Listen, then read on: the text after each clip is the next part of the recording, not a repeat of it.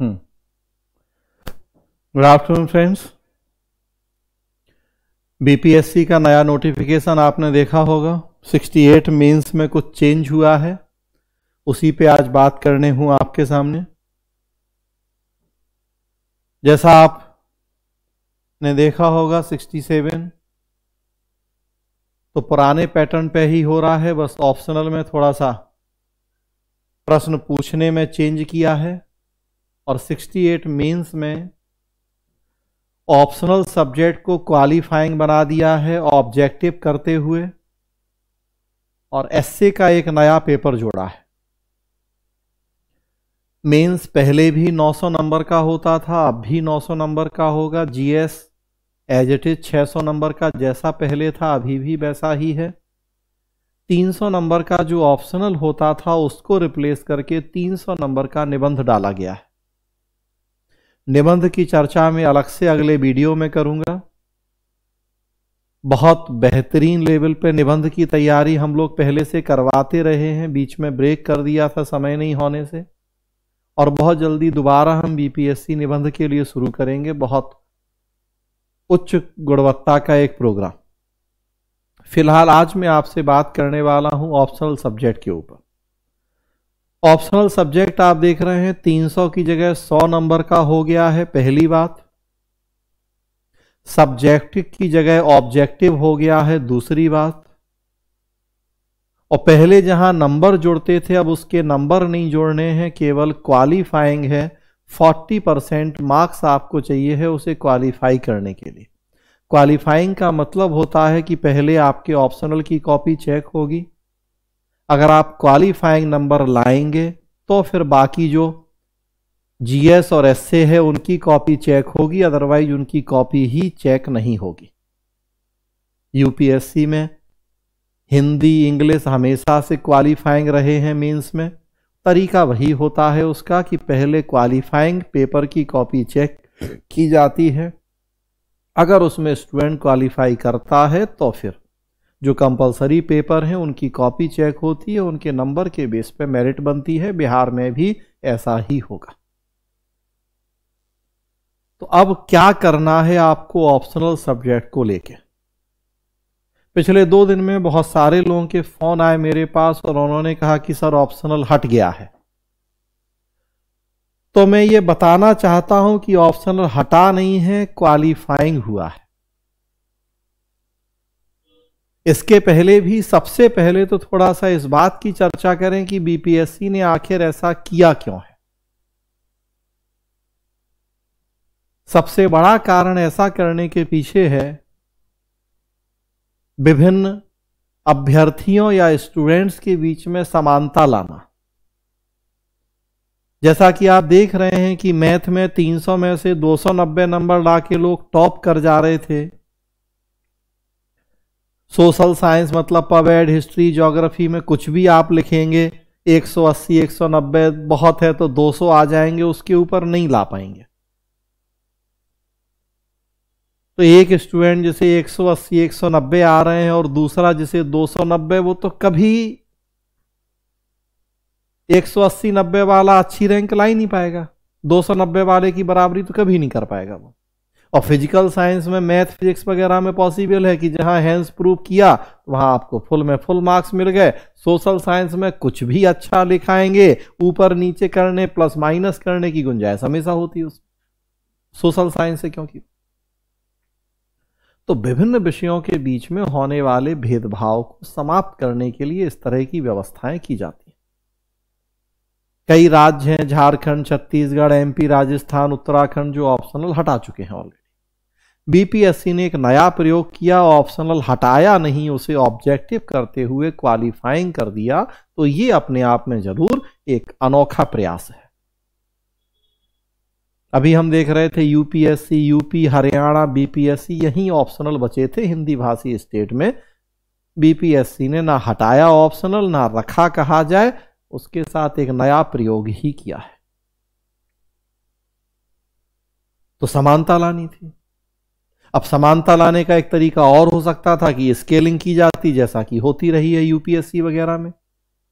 लेकिन स्केलिंग व्यवस्था विवादास्पद हो जाती है, दोषपूर्ण भी होती है, तो फिर आरोप प्रत्यारोप कोर्ट कचहरी जैसी समस्याएं रहती हैं। तो अपना गला बचाने का सबसे अच्छा तरीका है कि ऑप्शनल ही हटा दिया जाए। यूपीएससी में प्रीलिम्स में 2010 तक ऑप्शनल हुआ करते थे, लेकिन फिर वही दिक्कत होती थी। हिस्ट्री में 120 में से लोग 80 क्वेश्चन प्री में ठीक करते थे, प्री पास हो जाते थे। मैथ में, फिलॉसफी में 120 में से 118 क्वेश्चन सही करने वाले भी प्री पास नहीं कर पाते थे। भेदभाव के आरोप लगते थे। फाइनली यूपीएससी ने ऑप्शनल खत्म करके सी सेट ला दिया, मतलब सबके लिए समान हो गया जीएस सी सेट। उसी तरह से यहां बीपीएससी ने कर दिया कि ऑप्शनल मतलब हटाए नहीं, लेकिन बस क्वालिफाइंग, ताकि समानता हो। स्केलिंग जैसे झमेलों में ना पड़ना पड़े, तो सांप भी मर जाए और लाठी भी नहीं टूटे वाली स्थिति, तो ऑप्शनल ऑब्जेक्टिव होगा और क्वालिफाइंग होगा। क्या प्रभाव पड़ेगा इसका? क्या अब आपको ऑप्शनल को नजरअंदाज करना है? बिल्कुल नहीं। 300 की जगह 100 नंबर का है, नंबर जुड़ने नहीं है, केवल पास करना है। लेकिन इसका मतलब ये कतई नहीं है कि आप इसे नजरअंदाज करने की स्थिति में हैं। भूल कर भी इस तरह की गलती नहीं करें। 2011 में यूपीएससी ने प्रीलिम्स में सी सेट जोड़ा था, 2015 में क्वालिफाइंग कर दिया। और जब क्वालिफाइंग हुआ तो पहला चेंज क्या हुआ कि क्वेश्चन का स्टैंडर्ड बहुत कठिन कर दिया गया। क्वालिफाइंग हुआ, लोगों ने नजरअंदाज करना शुरू कर दिया, और आज ये स्थिति है कि अच्छे खासे बीटेक स्टूडेंट भी 80 में से 27 क्वेश्चन सही नहीं कर पाते हैं क्वालिफाई होने के लिए जितने जरूरी है। सोच के देखिए आप, मैथ, रीजनिंग, इंग्लिश, ये सारी चीजें होती हैं सी सेट में। 80 में से 27 क्वेश्चन पासिंग मार्क्स चाहिए वहां का क्वालिफाई करने के लिए।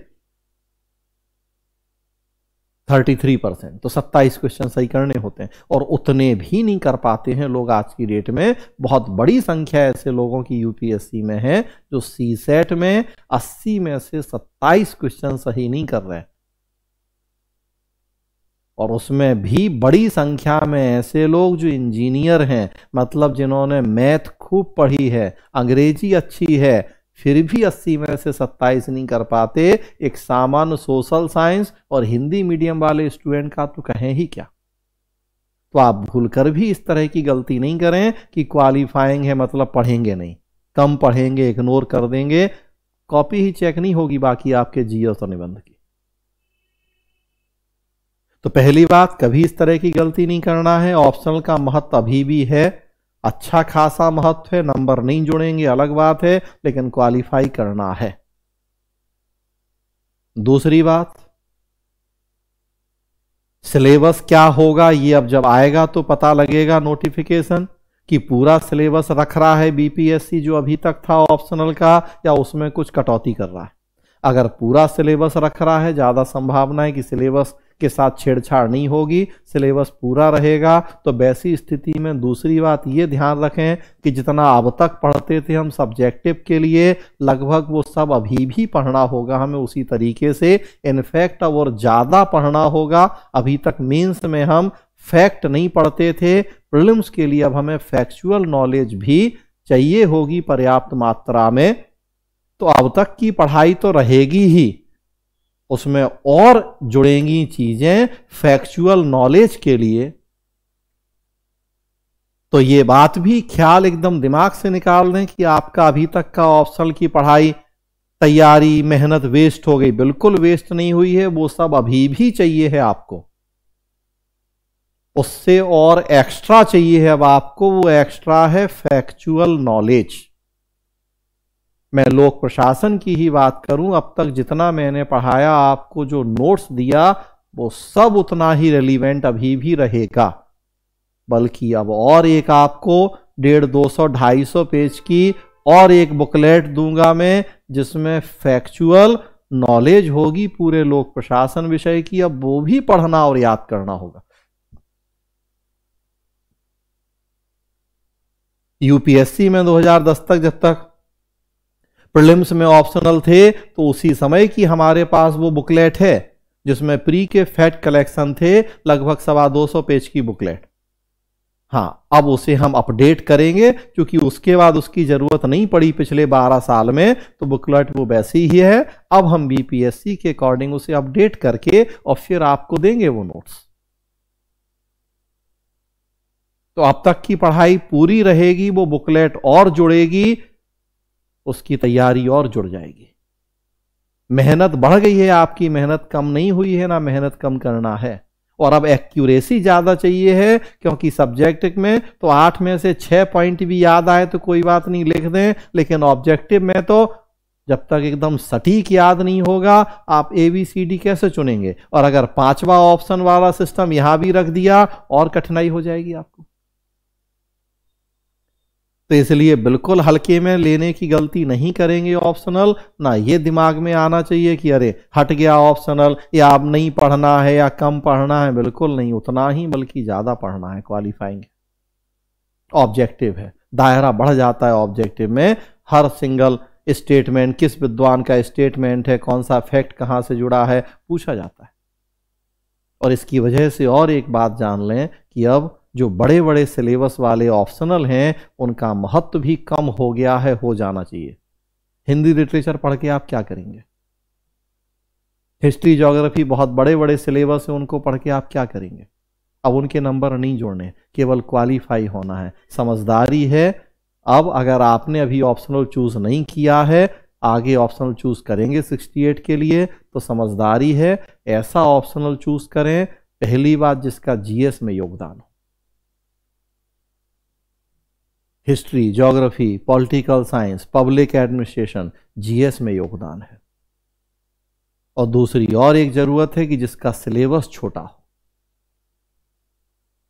दोनों बातें यहां ध्यान रखनी है आपको अपना ऑप्शनल चूज करते समय, कि जीएस में योगदान भी और सिलेबस छोटा भी। हिस्ट्री का इतना बड़ा सिलेबस है, एंशियंट से लेके मॉडर्न, इवन वर्ल्ड हिस्ट्री भी, सबकी अगर आपको फैक्ट याद करने पड़ेंगे, सोच के देखें कितना हो जाएगा। मेरा हिस्ट्री ऑप्शनल था प्रीलिम्स में, जब हम आईएएस का एग्जाम देते थे, 100 पेज की 12-13 बुकलेट, 1200-1300 पेज केवल फैक्ट रटते थे। और उसमें भी इंडियन हिस्ट्री थी, वर्ल्ड हिस्ट्री नहीं थी। आपके में तो वर्ल्ड हिस्ट्री भी है। इसीलिए हमेशा ऐसा विषय रखने की सलाह दी जाएगी, अगर एक निष्पक्ष विश्लेषण किया जाए तो, कि जिसका जीएस में योगदान हो। तो हिस्ट्री ज्योग्राफी का योगदान है जीएस में, हिंदी वगैरह का जीएस में योगदान नहीं है, तो उस तरह के विषय रखने का तो कोई जीरो औचित्य है। लेकिन जीएस में योगदान के साथ साथ दूसरी चीज कि जिसका सिलेबस भी छोटा हो। हमारा विषय लोक प्रशासन, हम खुश हो सकते हैं ये कहते हुए कि दोनों महत्वपूर्ण अपेक्षाओं पे खरा उतरता है, कि जीएस में अच्छा खासा योगदान भी है और सिलेबस भी छोटा है। भाई हम देख रहे हैं लोक प्रशासन में 60%, 70% ज्यादा तो हम पॉलिटी कॉन्स्टिट्यूशन ही पढ़ते हैं, या जीएस के दूसरे सेक्शन से जुड़ी हुई चीजें पढ़ते हैं। तो जीएस में भी बड़ा योगदान होता है, प्रीलिम्स में आपको बहुत मदद करता है, और सिलेबस भी बहुत छोटा है। 4 लोक प्रशासन मिलाते हैं तो एक हिस्ट्री बनता है, 3 ज्योग्राफी बनता है, 4 मिलाते हैं तो एक हिंदी लिटरेचर बनता है। 3 लोक प्रशासन मिलाएंगे तो एक ज्योग्राफी बनेगा, 4 लोक प्रशासन मिलाएंगे तो एक हिस्ट्री बनेगा, कहीं और ज्यादा सिलेबस है उन सबका। तो हमेशा ध्यान रखें इस बात का कि छोटा सिलेबस, जीएस में योगदान, गंभीरता अभी भी उतनी ही चाहिए है पढ़ाई में। बिल्कुल इस बात को दिमाग से निकाल दें कि अब ऑप्शन हट गया, हटा नहीं है। सबसे पहले तो इस बात को ही ठीक करें, हटा नहीं है, नेचर चेंज हुआ है, सब्जेक्टिव की जगह ऑब्जेक्टिव हुआ है और क्वालिफाइंग हुआ है। लेकिन उसमें गंभीरता की पढ़ाई की जरूरत अभी भी उतनी ही है, बल्कि बढ़ गई है, क्योंकि अब ये बैरियर है। अब ये क्वालिफाई होगा तभी आगे बढ़ेंगे, तभी बाकी की कॉपी चेक होगी, अन्यथा कॉपी ही चेक नहीं होगी। ध्यान रखें इन बातों। क्वालिफाइंग है, पेपर ठीक ठाक लेवल का रहेगा, बहुत आसान बच्चों जैसा पेपर नहीं होगा कि हर आदमी क्वालिफाई कर जाएगा। जो अच्छे स्टूडेंट होंगे, जो सीरियसली तैयार करने वाले स्टूडेंट होंगे, वही 100 में से 40 ठीक करेंगे। तो आपको मेहनत करनी पड़ेगी ऑप्शनल पे। आज ही रोक रहा हूं, अगले वीडियो में निबंध पे, एस्से पे चर्चा करूंगा और इसी तरह से आगे और वीडियोस में चर्चाएं करता रहूँगा आपसे। और फिर अब 68 के अकॉर्डिंग हम उस तरह से पढ़ाई करेंगे, अपना लोक प्रशासन वैसे पढ़ेंगे, निबंध की उसी तरह से तैयारी, निबंध शुरू करूंगा मैं तो निबंध का बैच शुरू करूंगा, वो उस तरह से करेंगे। धन्यवाद दोस्तों।